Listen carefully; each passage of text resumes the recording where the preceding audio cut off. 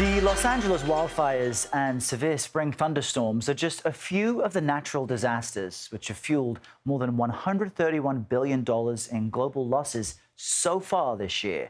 According to a fresh new report from insurance company Munich Re, natural disaster losses for the first half of 2025 were slightly lower than the same period last year, but still well above long-term averages.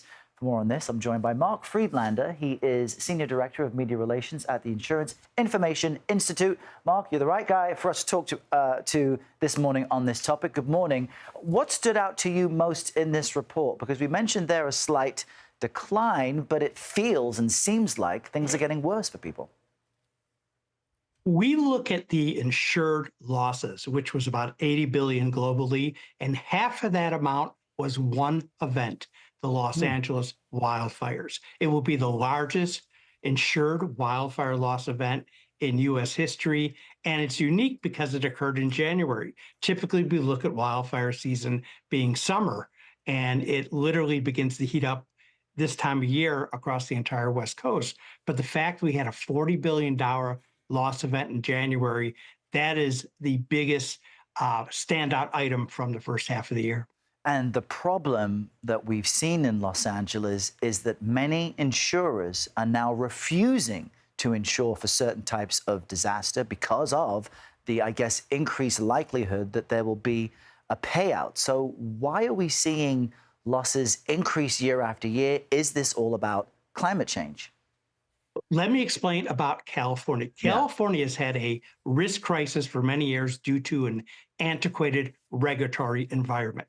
It's not that insurers don't want to cover properties or pay out claims. It's because the regulatory environment was so restrictive that insurers could not profitably write business in the state. That is changing now. They're implementing what's called the sustainable insurance strategy. We hope that will be implemented during the second half of this year.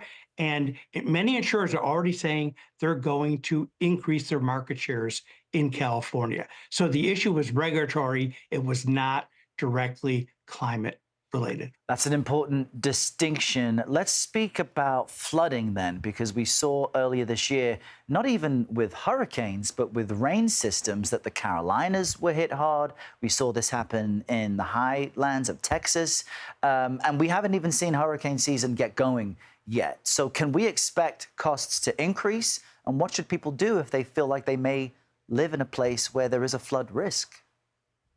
Flood is the biggest risk we face across the country, yet few people buy flood insurance. It is the largest insurance gap we have seen. Only about 6% of U.S. homeowners have a flood policy, but it floods everywhere. If it rains at your home, it could flood at your home. And we've had catastrophic floods across the country over the past several years in areas you would not consider to be high risk. It's not just a hurricane season coastal issue.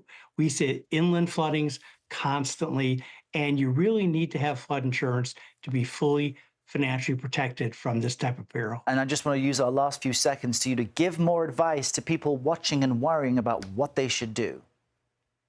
The best advice is call your insurance agent and do a quick review of your coverage. Make sure you are adequately protected, especially those in hurricane and wildfire prone areas, because we are getting into those seasons, and add flood insurance if you don't have it. Great advice, Mark. And never too early to make that call, but you can certainly be too late. We appreciate you joining us from Florida. Thank you.